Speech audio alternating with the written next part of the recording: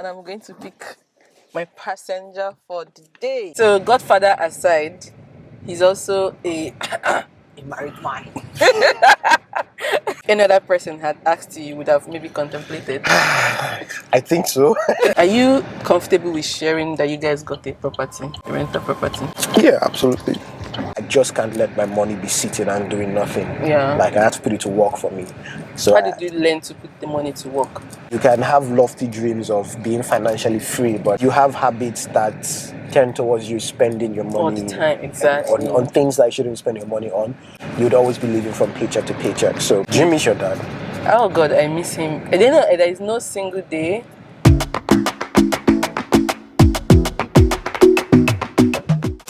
Hi guys, good day and welcome to another ride with me. I just rented another car and I'm going to pick my passenger for the day. Okay, Baba. You guys have probably seen him multiple times on this channel or in the vlog. But today I'm going to be driving him around. So let's go pick him up. Guys, I want to get my own car. Yep, let's go. Anyway.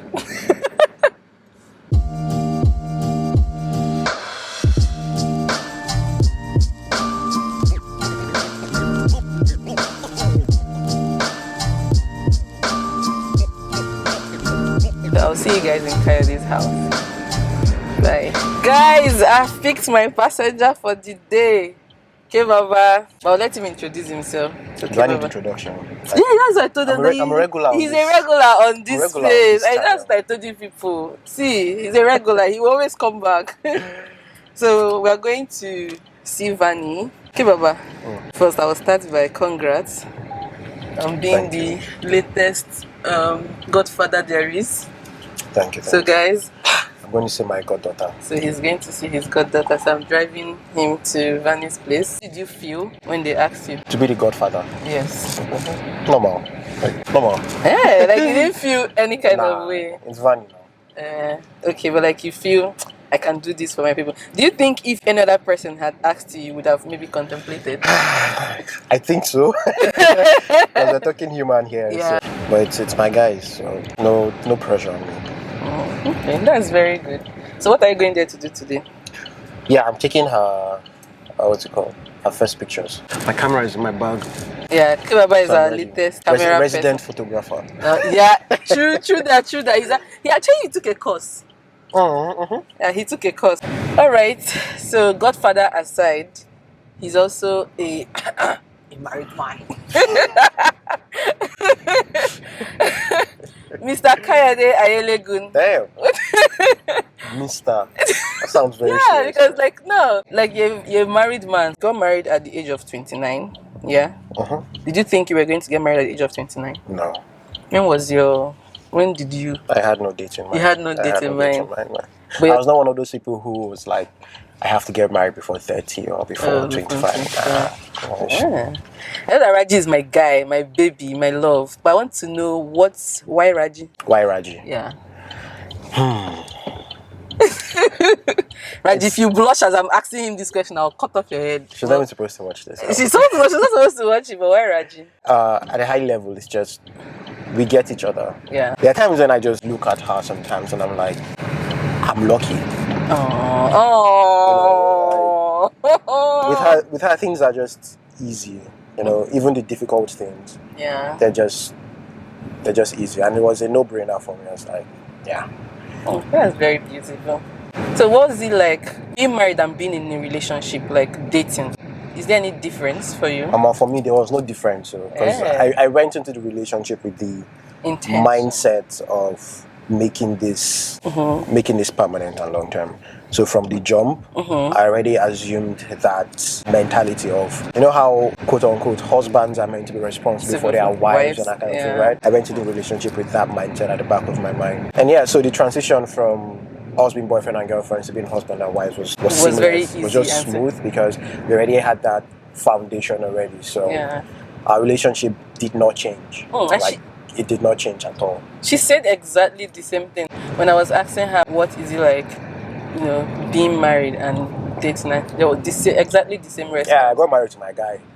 Exactly. So, not like my literal guy, but yeah, I get. That's what she said. I see they're in sync. So nothing changed much. Okay, but then you weren't living with a girl, but now you're living with a girl. So living as a bachelor and living with a girl, your wife, what's it like? First off, personal space. Yeah. Like there's always someone in your space. Yeah.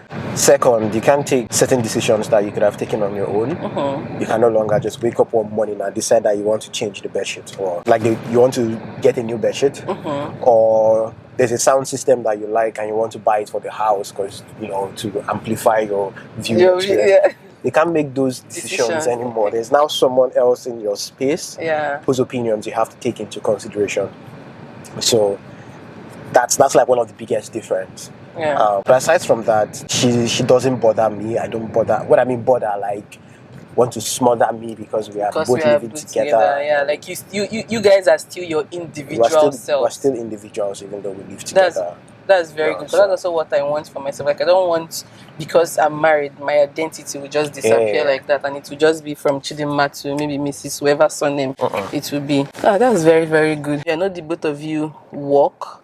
You guys do the same. You guys work in the same profession.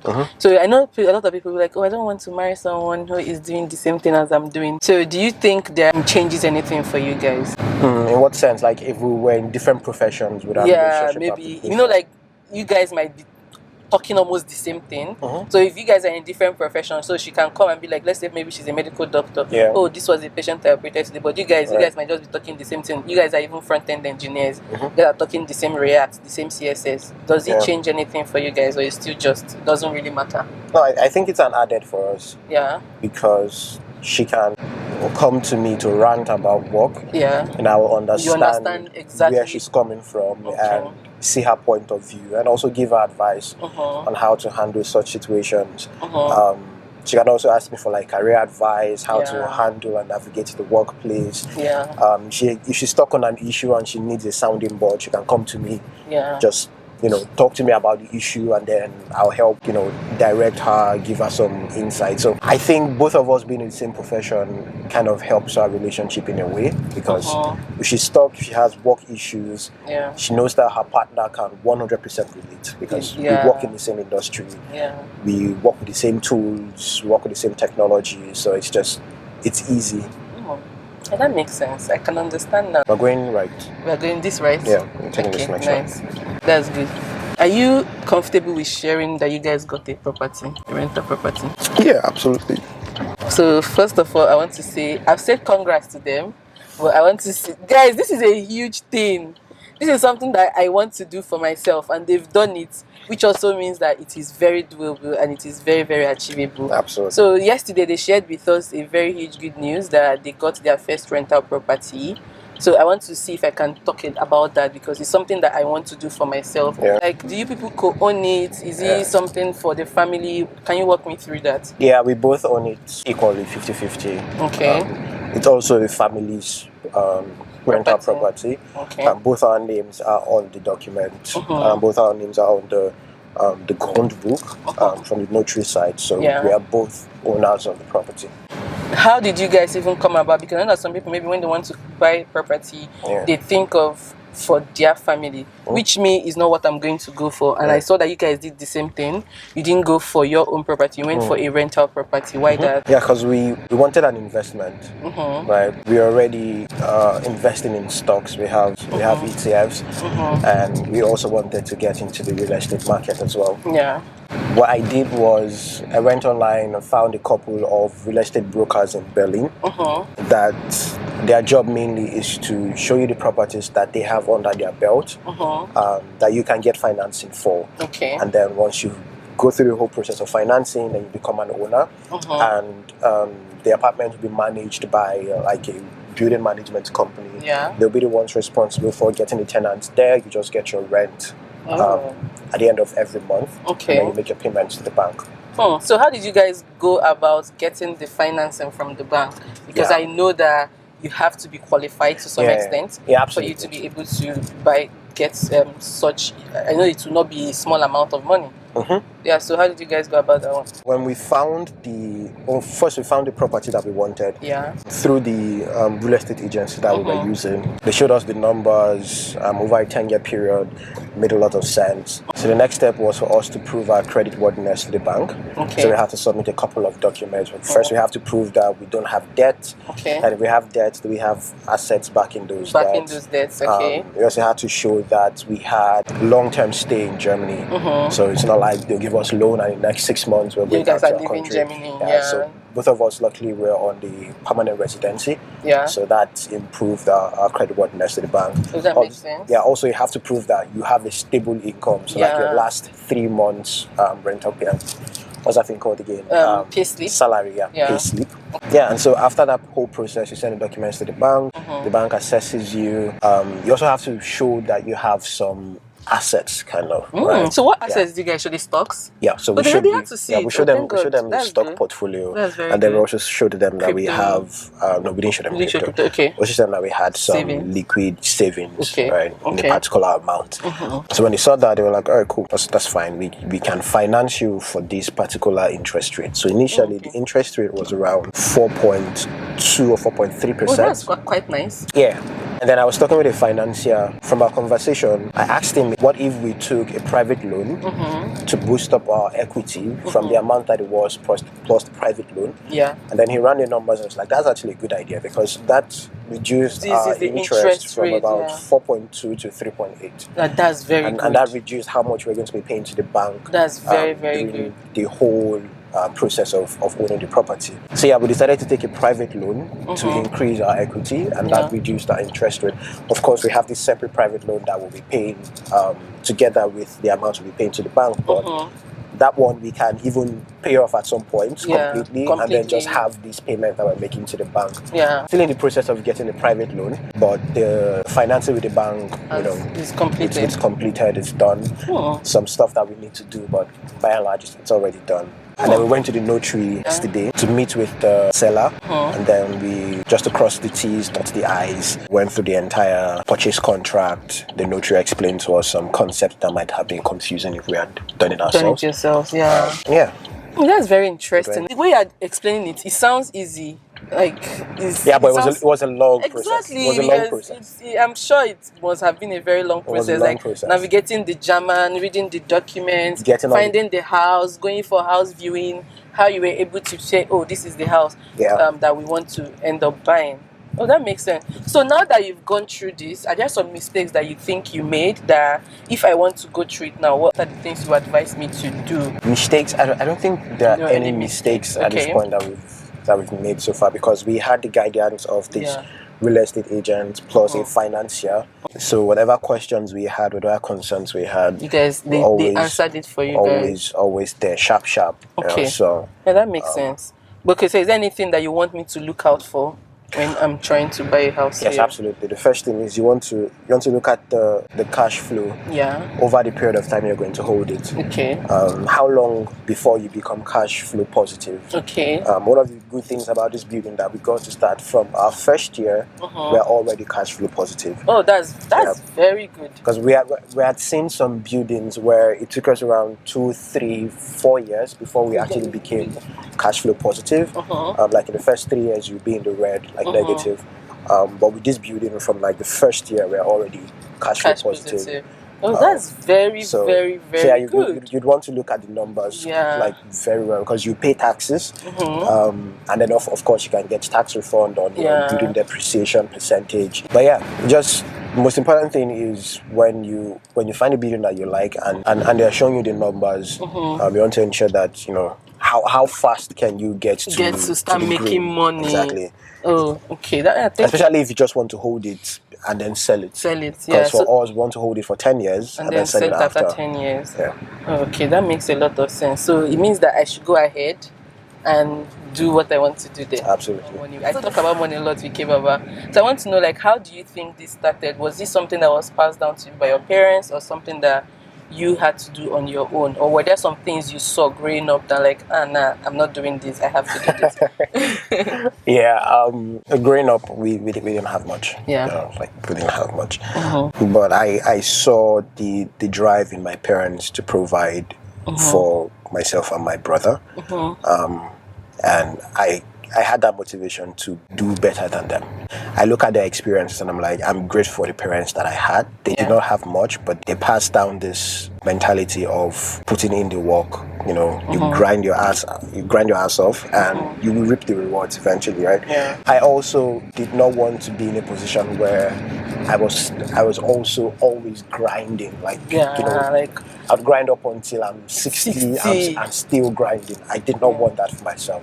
So basically just wanted to be financially free, to be able to make certain decisions and not worry about the financial impact on me or my family. So from the moment I was able to earn my first 20, 30, 40K, Naira, saving, that's what he's talking about. Naira, by the way. Saving and putting some cash aside just to know that, okay, I can actually invest and grow this money was something that has always been on my mind. Also, my parents will always tell me, save for the rainy day. Save for the rainy day. Do you get? So I took that advice coupled with the fact that I just can't let my money be sitting and doing nothing. Like I have to put it to work for me. So how did you learn to put the money to work? I went online, man. Because we were never taught finance in school. Exactly. Don't study finance and accounting. Nobody teaches you how to manage your money. It's something you have to figure out for yourself. Exactly. And you have to cultivate certain habits. And habits are very, very important because you can have lofty dreams of being financially free, but you have habits that tend towards you spending your money all the time, exactly, on things that you shouldn't spend your money on. You'd always be living from paycheck to paycheck. So cultivating healthy financial habits, I think, was key. And I'm lucky that I also have a partner who is financially savvy and smart as well, and we align on that goal. Exactly. Very important. We are not what we call lao spenders. Like we get 2 or 3K and the next thing is we want to blow the money up. But thinking of how can we ensure that there is money tomorrow, there's money next tomorrow, there's money in the next 5-10 years. You know, so because the same thing too happened to me. Like I'm financially savvy, I can say that to some extent, is also some things that I had to learn from my dad. Like he was someone that was always planning, budgeting and saving and investing. The next right. This one. Yeah, this one. Always saving. I think we need to be on this lane. Always saving and investing. I really learned that from him, and he was the one that instilled the discipline into me to always save, always invest, because I watched him. He was a salary earner, but the way he raised his 9 kids plus extra. You'd be wondering, like, how did this money go? Like, how did this money come about? Because you know that he was just a salary earner, right? So what he usually does is that money, when the salary comes, he had a lot of side businesses. So that's also where the thing came for me. I watched him do it. Like, he had a lot of businesses. He had people that he was training, and when they finish and he settles them, they always come back to pay him forward. Things like that. So that was also how I was able to do mine. And then another thing too was that I read a lot. When it came, I still read a lot. I watch a lot of people, like people that I want to have, like maybe they've attained the goal I want to attain to. I always watch them. I always read their books. I always listen to them. So that's one of the things that I do. Do you miss your dad? Oh God, I miss him. I don't know. There is no single day that I don't think about him. Like, there is no single day. And why it really hurts me is the fact that he went through a lot, and most of us are, settling than doing well. And I really wish that he stayed. Although he really enjoyed a lot of my money to some extent, like, the house, 24 hours lights, making sure that Ozo had her masters, Chine is doing okay, like my siblings are doing well. Like, he was very, very happy. But I just wished that maybe I brought him here, like, to just see me, like, my life here in Germany, travel with him and all of those things. So now what we are trying to do is to do it for my mom. Like, she's coming to the UK soon, and I'm very excited that we are doing that. And next year I want to see if I can do like a permanent relocation for her, where she can easily just come to Europe and go back if she wants to. So things like that. So I really miss him. There are some decisions that I make in life that he's the one I always want to hear his opinion. And now I don't really have that person anymore. So kind of makes me sad sometimes. So like, I miss him. But I'm also happy that at least he got to see me succeed to some extent. So, driving, I'll have hugged you. But I'm very grateful to him. Like most of the things that I actually know today is 90% what I learned from him. The fact that I know how to budget, I know how to plan, I know how to go for what I want. All those things are solely from him. Makes sense. Thank you so much, Kebaba, for coming. I know this sounded very serious. So, guys, we're going to do like an episode 2 where we just talk about some interesting things that I want to hear his opinion on. Like what? There are a lot of things that are going on online when it comes to dating. I know you're no longer in that dating phase. You're a married man now. But like you still would have, because you've experienced it, I know like I would still want to hear your opinion on some things. If that's okay. I also want us to talk about music. Like I want us to karaoke in the car and just have fun. But this one now, like I also want, like, in as much as I want to have fun riding, I also like the fact that this is an educating what's it called, video where people who want to purchase house in Germany would see that it's very possible. Yeah, it's very possible. It's just so that's the right why guidance and exactly. So that is why I like the fact that we had this conversation. So thank you so much for joining us today. And guys, he's definitely going to come back. We're going to do a not so serious episode for you guys. And Kebaba, do you have any final thing to tell my people before we pack? Like and subscribe. Thank you so much. Guys, make sure you like and subscribe. We've gotten to our destination. I just need to find a nice parking place now. And we'll see you guys in our next video.